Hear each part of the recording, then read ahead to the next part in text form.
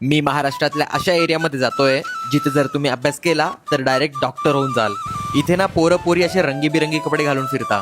का बरं ते सांगतो, पण पहिले तुम्ही लातूर पॅटर्न नावाचा विषय ऐकला असेल. तो विषय नेमकी आहे काय तेच मी आज बघायला चाललोय. पोरं होतात का पण डॉक्टर इकडचे? मग 100%. हा आपला मित्र संचित, जो डॉक्टर होण्यासाठी ह्या एरियामध्ये आलाय. पूर्ण म्हणजे तुला इथं स्टडीचं वातावरण भेटणार. वातावरण असं की इथे प्रत्येक मुलाच्या पाठीमागे बॅग दिसेल, हातामध्ये पुस्तकं, एक घर सोडून दुसरं घर क्लासेसचं. प्रत्येक घरावरती दिसेल बोर्ड ज्यावर लिहिलेलं असेल मेस, बॉईज हॉस्टेल किंवा गर्ल्स हॉस्टेल. तर तुला रूम दाखवतो आपली. रूम मध्ये होते आईने दिलेला चिवडा, दिवाळीचा ओरलेला फराळ आणि त्याच्या खानदेशी मित्राने घरून आणलेली केळी. तुमचं कुठलं गाव? मी सोलापूरचा आहे. जालना, सोलापूर. धुळे. जामखेड, अहिल्यानगर. तर मी आलोय लातूरच्या ट्युशन एरियामध्ये, जिथे अख्ख्या महाराष्ट्रातले स्टुडंट स्वप्न पूर्ण करायला येतात. पण ते स्वप्न 80% मुलांचं तर होऊन जातं, पण 20% मुलांचं पूर्णच होत नाही. कारण मुलीचं डिस्ट्रॅक्शन जास्त आहे, मोबाईलचं जास्त आहे. या पूर्ण सिस्टीम मागे काही डार्क साईड्स पण होत्या.